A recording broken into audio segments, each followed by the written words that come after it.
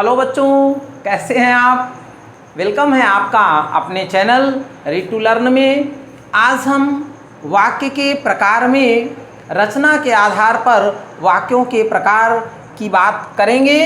तो रचना के आधार पर वाक्य के प्रकार आज का मेरा टॉपिक है।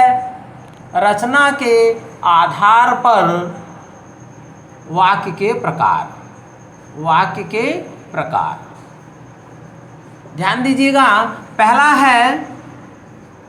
है सरल वाक्य। पहला है सरल वाक्य जिसे आप सिंपल सेंटेंस बोलते हैं। सिंपल सेंटेंस, ठीक है। सरल वाक्य किसे कहते हैं? यानी जिस वाक्य में एक उद्देश्य और एक विधेय होता है उसे हम सरल वाक्य कहते हैं, या अनेक उद्देश्यों का सभी विधेयों के साथ समान संबंध हो उसे भी हम सरल वाक्य कहते हैं।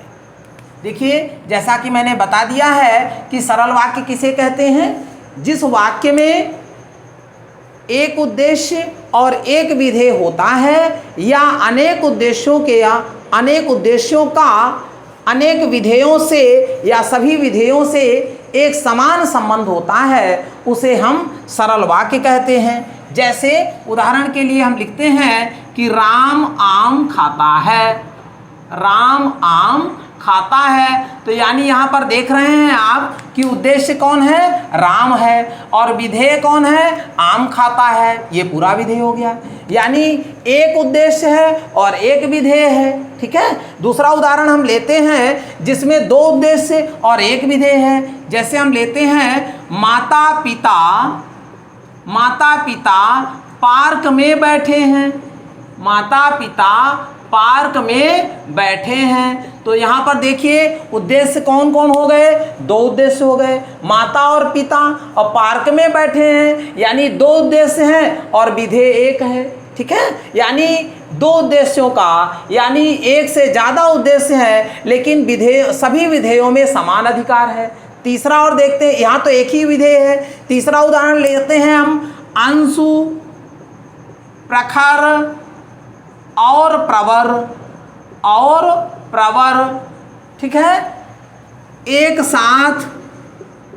साथ खाते पीते पढ़ते लिखते और खेलते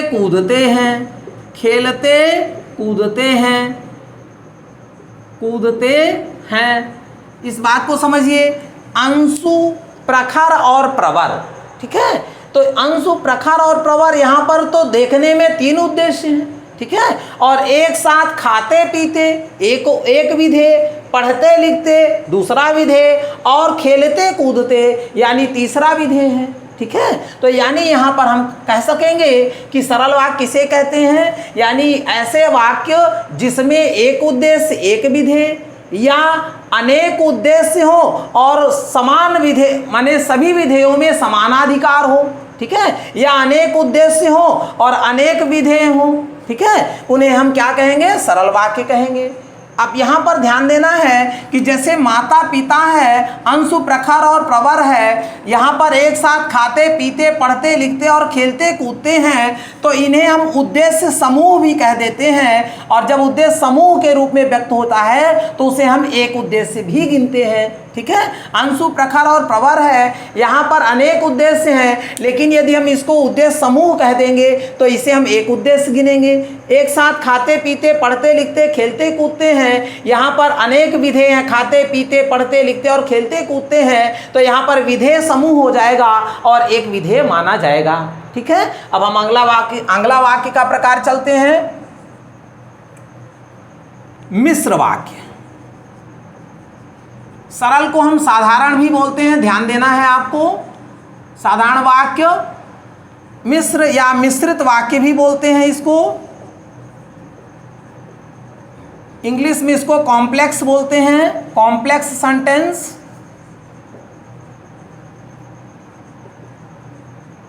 ठीक है। अब देखिए मिश्र या मिश्रित वाक्य किसे कहते हैं। ठीक है। तो यहाँ पर आपको ध्यान देना है कि जिस वाक्य में एक प्रधान उपवाक्य और उसके साथ एक या एकाधिक आश्रित उपवाक्य हो, फिर से समझिए, जिस वाक्य में एक प्रधान उपवाक्य और एक या एकाधिक आश्रित उपवाक्य हो, उन्हें हम मिश्र या मिश्रित वाक्य कहते हैं। उदाहरण लेते हैं, मैंने सुना है कि मोहन का स्थानांतरण हो गया है। यहाँ पर समझिएगा, मैंने सुना है कि, ठीक है, मैंने सुना है कि मोहन का स्थानांतरण हो गया है। अब बताइए कि परिभाषा क्या कहती है कि ऐसा वाक्य जिसमें एक प्रधान उपवाक्य हो तथा एक या एकाधिक आश्रित उपवाक्य हो, उन्हें हम मिश्र वाक्य कहते हैं। तो इसमें देखिए, मैंने सुना है और मोहन का स्थानांतरण हो गया है। बताइए इसमें प्रधान वाक्य कौन सा है, प्रधान उपवाक्य कौन सा है? तो आपने देखा कि प्रधान उपवाक्य कौन सा है, मैंने सुना है, ठीक है। और मैंने सुना है, अब देखिए कि मैंने सुना है एक वाक्य, एक उपवाक्य है। अब मोहन का स्थानांतरण हो गया है, दूसरा उपवाक्य है। अब ध्यान दीजिएगा कि क्या मोहन का स्थानांतरण हो गया है, इतना कहने मात्र से क्या आपको पूरी अवधारणाएं स्पष्ट हुई? नहीं हुई। यानी जब तक आप पूरा सेंटेंस यानी प्रधान उपवाक्य को आश्रित उपवाक्य के साथ जोड़कर नहीं बोलेंगे, तब तक इस पूरे वाक्य का आपको अर्थ नहीं समझ में आएगा। इसलिए आप कहेंगे कि मैंने सुना है कि मोहन का स्थानांतरण हो गया है। अब यह वाक्य पूरा क्लियर हो गया, यानी पूरा अर्थ प्रदान कर रहा है। देखिए, यदि आप मैंने सुना है भर कह देंगे तो फिर क्या सुना है, ठीक है। और जब क्या सुना है तो यानी आश्रित उपवाक्य आएगा, तभी आपके बात समझ में आएगी, ठीक है। अगली बात आती है, दूसरा एग्जाम्पल देखते हैं हम। यदि परिश्रम करोगे तो उत्तीर्ण हो जाओगे, ठीक है। अब इसको जरा सा देखिए कि इसमें प्रधान उपवाक्य कौन सा है और आश्रित उपवाक्य कौन सा है, ठीक है। तो प्रधान उपवाक्य कौन सा है देख लीजिए। प्रधान उपवाक्य कौन सा है, यदि परिश्रम करोगे तो उत्तीर्ण हो जाओगे, ठीक है। तो तुम कह भी सकते हैं, ना भी कहेंगे तब भी यही है कि परिश्रम करोगे, किसी को संबोधित कर रहे हैं, ठीक है, तो उत्तीर्ण हो जाओगे। यानी उत्तीर्ण होना जो है यह प्रधान वाक्य है, प्रधान उपवाक्य है, ठीक है। और यदि परिश्रम करोगे, ठीक है, ये क्या हो जाएगा, आश्रित उपवाक्य हो जाएगा, आश्रित उपवाक्य हो जाएगा, ठीक है। यानी यदि परिश्रम करोगे, इसका पूरा अर्थ तभी निकलेगा आगे जब आप कहोगे तो उत्तीर्ण हो जाओगे, नहीं तो यदि परिश्रम करोगे इतना कहने का पूरा अर्थ नहीं निकल रहा है, ठीक है। तो इस प्रकार से बच्चों यहाँ पर हम समझेंगे कि मिश्र या मिश्रित वाक्य किसे कहते हैं। तीसरी बात आती है कंपाउंड सेंटेंस यानी संयुक्त वाक्य।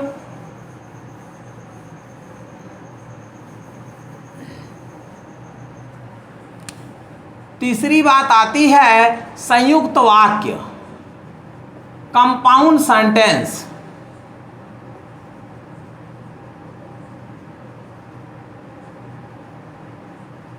ठीक है, कंपाउंड सेंटेंस संयुक्त वाक्य किसे कहते हैं, ठीक है। अब इस वाक्य को समझिए, जिस वाक्य में दो या दो से अधिक स्वतंत्र उपवाक्य हो।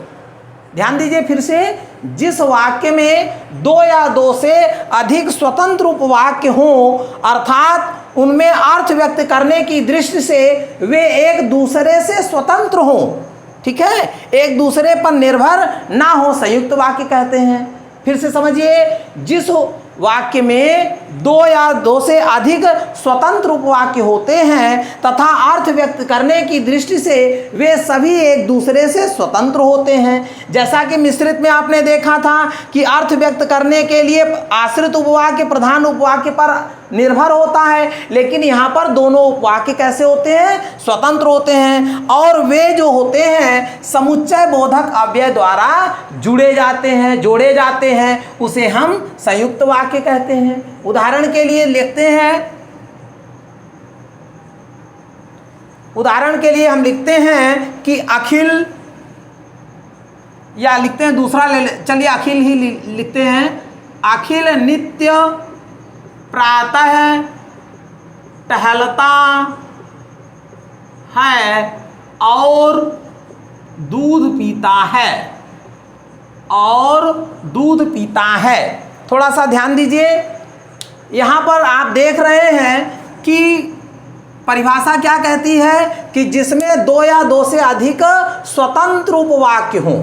तो यहाँ पर देखिए, अखिल नित्य प्रातः टहलता है, यह एक उपवाक्य हो गया, और दूसरा क्या है, दूध पीता है, दूसरा उपवाक्य हो गया।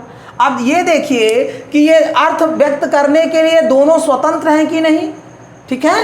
यानी अखिल नित्य प्रातः टहलता है, और ना लगाइए, दूसरा उपवाक्य देखिए दूध पीता है, यानी दोनों उपवाक्य अपना स्वतंत्र अर्थ दे रहे हैं। यानी इसको अपना अर्थ देने के लिए इस उपवाक्य की जरूरत नहीं पड़ी। दूध पीता है, इसका अर्थ देने, अपना अर्थ देने के लिए इस उपवाक्य की जरूरत नहीं पड़ी, ठीक है। और ये समुच्चय बोधक योजक चिन्ह से, समुच्चय बोधक अव्यय से जुड़ते हैं, ठीक है। अब समुच्चय बोधक अव्यय अभी बताते हैं अगला। आगे देखिए, दूसरा उदाहरण लीजिए,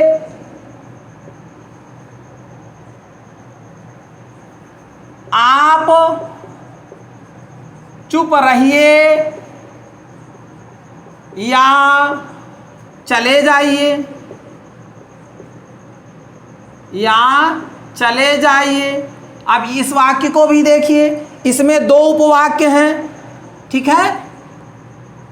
आप चुप रहिए, जैसे मान लीजिए कोई व्यक्ति बैठा है तो वहां पर आप किसी व्यक्ति को कहते हैं कि आप चुप रहिए, ये एक उपवाक्य हो गया।